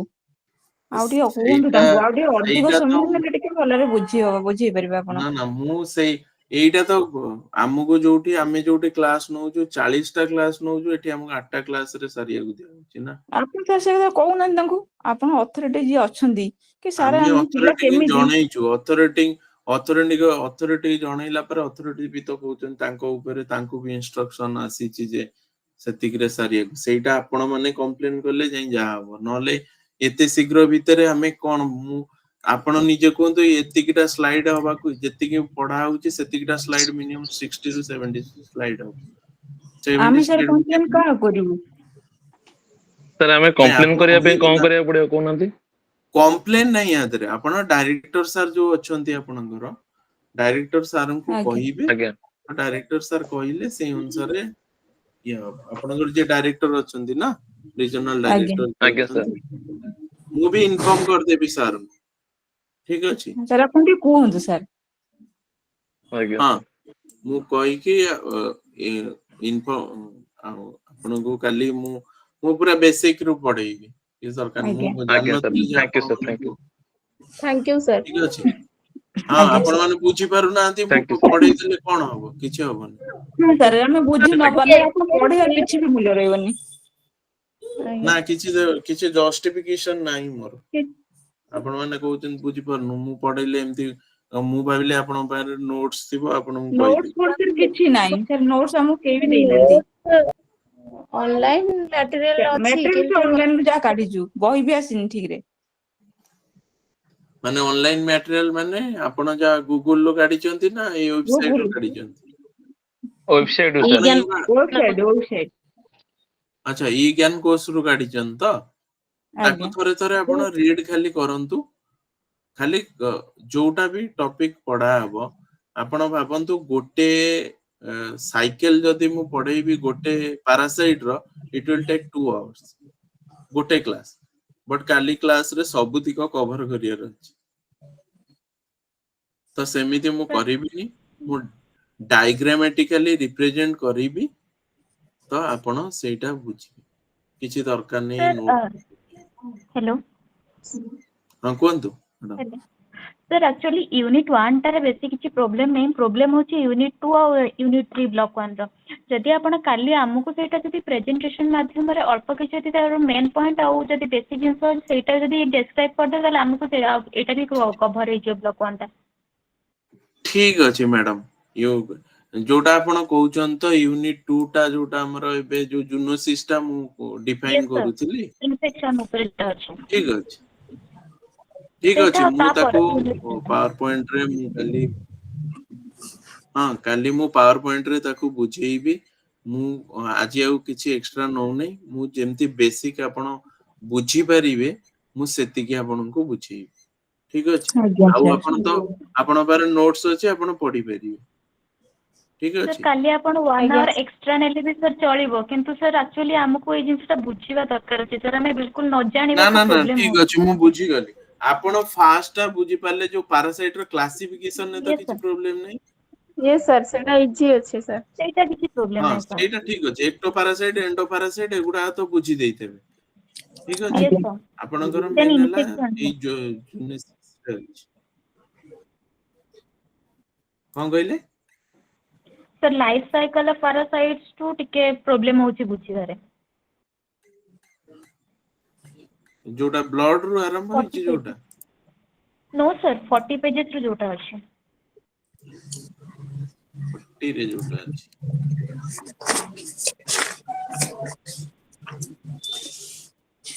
The host parasite relationship. ଆଚ୍ଛା यस सर, ଏଉଠୁ ତ ପଢେଇବି ତ ପାୱାର ପଏଣ୍ଟ କରିକି। यस सर, यस ଠିକ सर। ଅଛି ଠିକ ବୁଝିଗଲି। Thank you sir. ଆଉ କ୍ଲାସ ରେ ଟିକେ ଇଣ୍ଟରାକ୍ଟିଭ ରଖିବା କ୍ଲାସ କୁ। Yes sir. श्योर सर, ହଁ ମୁଁ श्योर ଯେତେବେଳେ सर। ପାୱାର ପଏଣ୍ଟ ରେ ପଢେଇବି ବି କ୍ଲାସ କୁ थैंक यू सर। ଇଣ୍ଟରାକ୍ଟିଭ ରଖିବା। ଅନ୍ ରହିବ यस सर, ସବୁ। Sure sir. ଆଉ ସବୁ ଆମର ଇଣ୍ଟରାକ୍ଟିଭ ରହିବ। ମୁଁ ଯାହା ବି ପଢେଇବି ମୁଁ ବି ପଚାରିବି ଆପଣ କଣ କଣ ଜାଣିଛନ୍ତି ତ ସେଇ ଅନୁସାରେ ମୁଁ ଆକୁ ସାରିବି। ଠିକ ଅଛି। यस ଆଜ୍ଞା सर। Yes sir. ଠିକ ଅଛି। ତ ସେଇ ଅନୁସାରେ ମୁଁ କାଲି ଏଇଠୁ ହୋଷ୍ଟ ପାରାସାଇଟ ରିଲେସନସିପ ରୁ ଷ୍ଟାର୍ଟ କରିବି। କାଲି ମୁଁ ଟିକେ ଟାଇମ ଅଧିକା ନେଇପାରେ। ଆଜ୍ଞା ଠିକ ଅଛି। ଆଜ୍ଞା ସାର୍। यस ସେଥିପାଇଁ ଆପଣ ଟିକେ ପ୍ରିପେୟାର ହେଇକି ଥିବେ। ଆଉ ମୁଁ କମ୍ପ୍ଲିଟ କରିବି ଆଉ that to only diagrammatically representation nothing in the written. ଠିକ ଅଛି। ଆଜ୍ଞା ସାର୍। ଓକେ।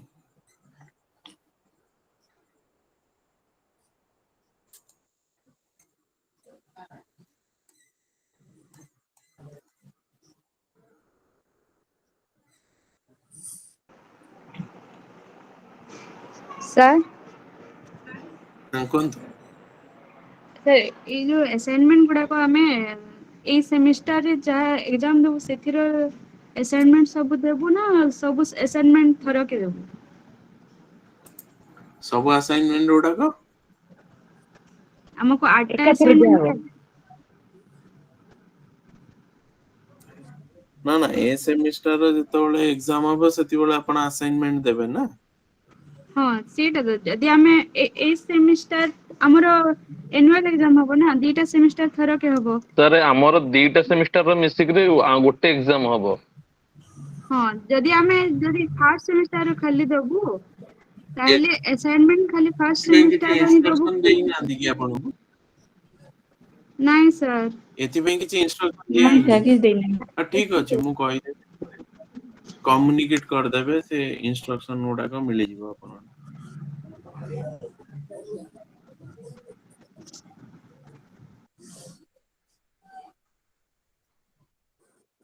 ସାର୍ ଠିକ ଅଛି। ଆଜ୍ଞା ସାର୍। କୁହନ୍ତୁ। ସାର୍ ଆସାଇନମେଣ୍ଟ କ୍ୱେଶ୍ଚିନ୍ ଏକ୍ଜାମ ପାଇଁ ଇମ୍ପୋର୍ଟାଣ୍ଟ ରହିବ କି? କଣ କହିଲେ? ସାର୍ ଆସାଇନମେଣ୍ଟ କ୍ୱେଶ୍ଚିନ୍ ଏକ୍ଜାମ ପାଇଁ ଇମ୍ପୋର୍ଟାଣ୍ଟ ରହିବ କି? ଏଇ ଯୋଉ ଆପଣଙ୍କୁ ବ୍ଲକ 1 ନାହିଁ କି? ଆପଣଙ୍କର ଏଇ ଯୋଉଟା ଅଛି ବ୍ଲକ 1 ଟା ଆଜ୍ଞା ଏଇଟାରୁ ଆପଣ ବ୍ଲକ 1 ବ୍ଲକ 2 ବ୍ଲକ 3 ବ୍ଲକ 4 ଅଛି। ସେତିକି ଯେ ଆପଣ ଲେଖିବା ପାଇଁ assignment. Sir assignment question exam में सर असाइनमेंट टा भुवनेश्वर रे दबाको पड़िबो ना केंद्रापड़ा जाई कि दबाको पड़िबो? असाइनमेंट से इन्फॉर्म कर देबे आपन को। आज्ञा आपनर ग्रुप अछि ना? आज्ञा ग्रुप अछि सर मेसेज गोटे पळै आछि जे 30 सेप्टेम्बर 30 सुधा माने सबमिट करिया को मेसेज आछि किंतु कोठी सबमिट करिया को किछि कुआइनी। हां मु कहबी सर सेटा ये कर देबे इन्फॉर्म ठीक है कर देबे डिटेल रे मेसेज कर देबे किबा मेल कर देले भलो होंदा। ठीक ଏଇଟା अछि। ଲେଖା ହେଇଛି କେନ୍ଦ୍ରାପଡ଼ାରେ ହିଁ ଡିପୋଜିଟ୍ ହବ ଷ୍ଟଡି ସେଣ୍ଟର ହିଁ ଡିପୋଜିଟ୍ ହବ। आपनकर जो स्टडी सेंटर थिबो आज्ञा ସେଇଠି ଆପଣ ଯୋଉଠି ଏନରୋଲ କରିଥିବେ ସେଇଠି ଡିପୋଜିଟ କରିବେ। आज्ञा ठीक अछि मु प्रॉपर इंफॉर्मेशन पे सार को कहबी ନାଇଁ से ग्रुप ସାର୍ रे लेखे। ଆମର ଆକ୍ଚୁଆଲି ଷ୍ଟଡି ସେଣ୍ଟର ଟା ଭୁବନେଶ୍ୱର ଆମେ ଦେଇଥିଲୁ ହୁଁ କିନ୍ତୁ କଣ ପ୍ରୋବ୍ଲେମ ପାଇଁକା ଷ୍ଟଡି ସେଣ୍ଟର ଟା ଆମର ଚେଞ୍ଜ ହେଇକି କେନ୍ଦ୍ରାପଡ଼ା ହେଇଯାଇଛି। अच्छा ଆମକୁ ଫାଷ୍ଟ ଯୋଉଟା ମିଟିଂ ହଉଥିଲା ସେ ମିଟିଂରେ ଆମକୁ କହିଥିଲେ ଯେ ଷ୍ଟଡି ସେଣ୍ଟର ଟା ଆମର ଚେଞ୍ଜ ହେଇଯାଇଛି କେନ୍ଦ୍ରାପଡ଼ା ବୋଲି। अच्छा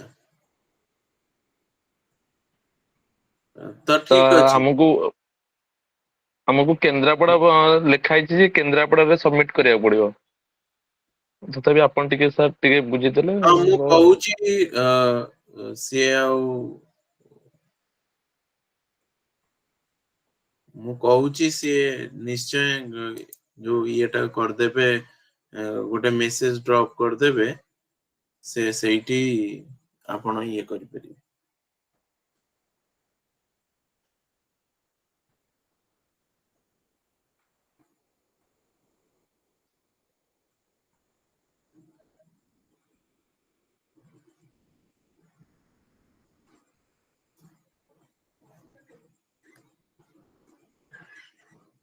ठीक अछि। हम क्लोज करिबा काली हमें बेसिक रो स्टार्ट करिबा। ठीक अछि। Yes sir. Thank you. Thank you sir. Thank you sir.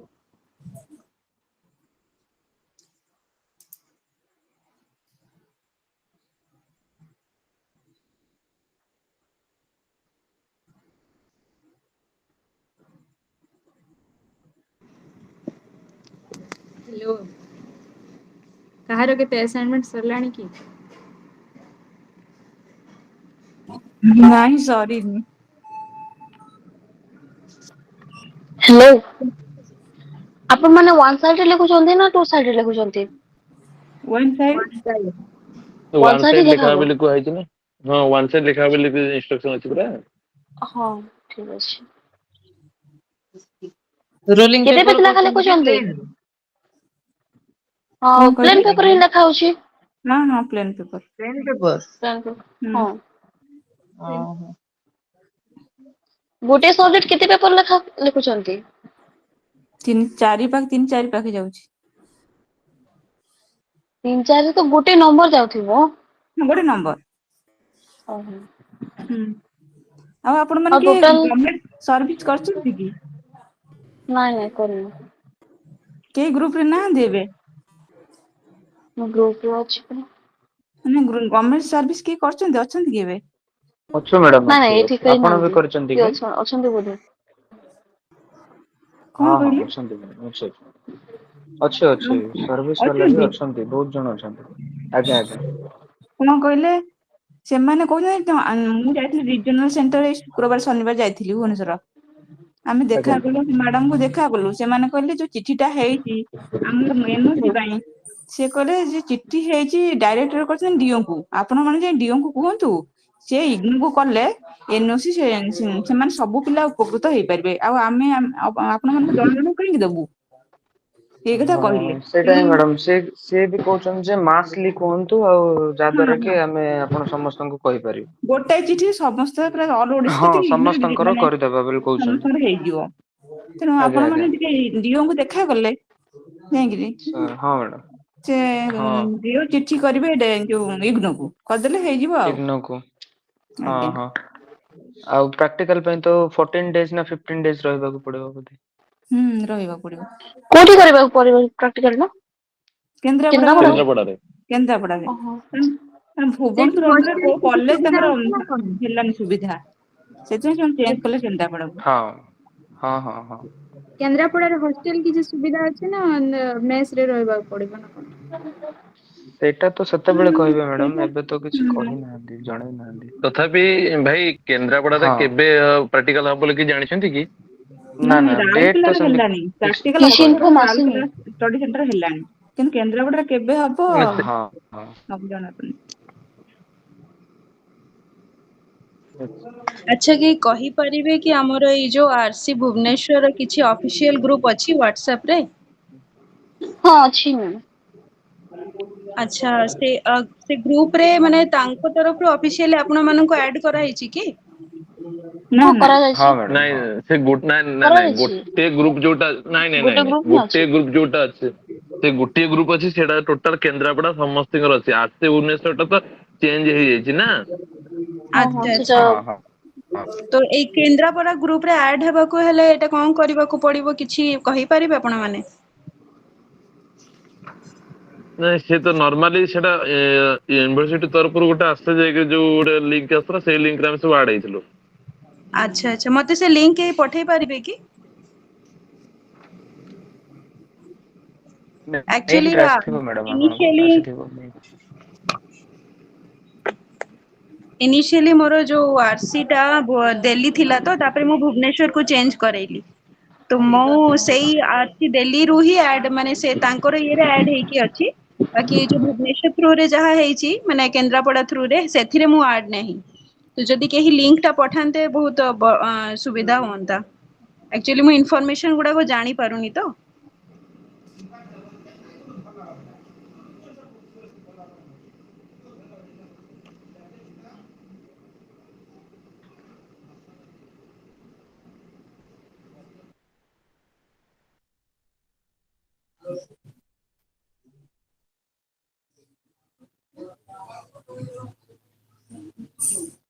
ଆପଣ ମୁଁ କାଲି ଷ୍ଟଡି ସେଣ୍ଟର ଯୋଉ ସାରଙ୍କର କୋଅର୍ଡିନେଟର ସାରଙ୍କ ନମ୍ବର ଟା ଦେଇଦେବି, ଆପଣ ତାଙ୍କୁ ଫୋନ କରି କହିବେ, ସେ ଲିଙ୍କ ଟା ପଠେଇଦେବେ ଆପଣଙ୍କୁ।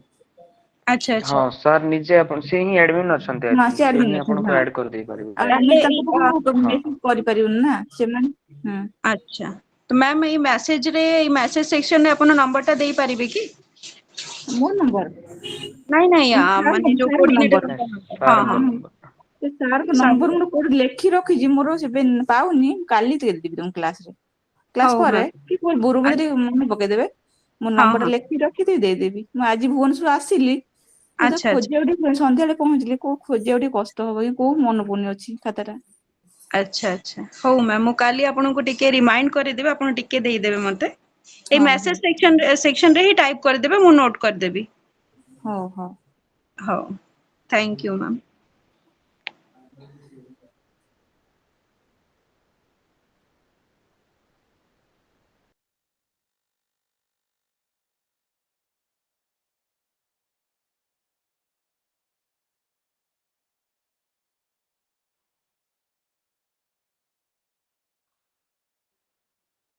ହ୍ୟାଲୋ।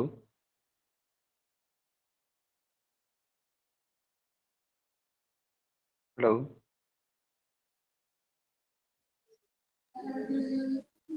ହଁ ଭାଇ ମାନେ କଣ କୁହନ୍ତୁ, ଆପଣ କିଏ କହୁଛନ୍ତି ହାଲୋ ହାଲୋ କଣ?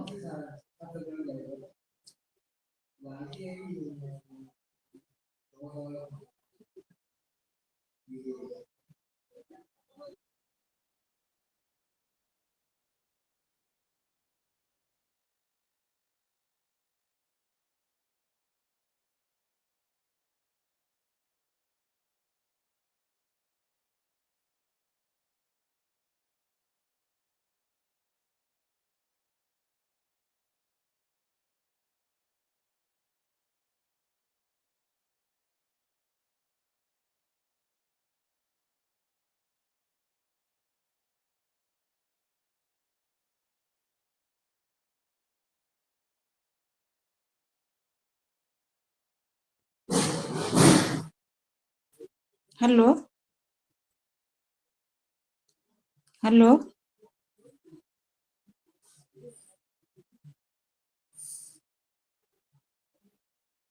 ହ୍ୟାଲୋ ଆପଣମାନେ ଲାଇନରେ ଅଛନ୍ତି? ହ୍ୟାଲୋ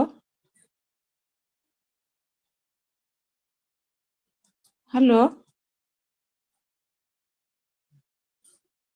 କେହି କିଛି କହୁନାହାନ୍ତି।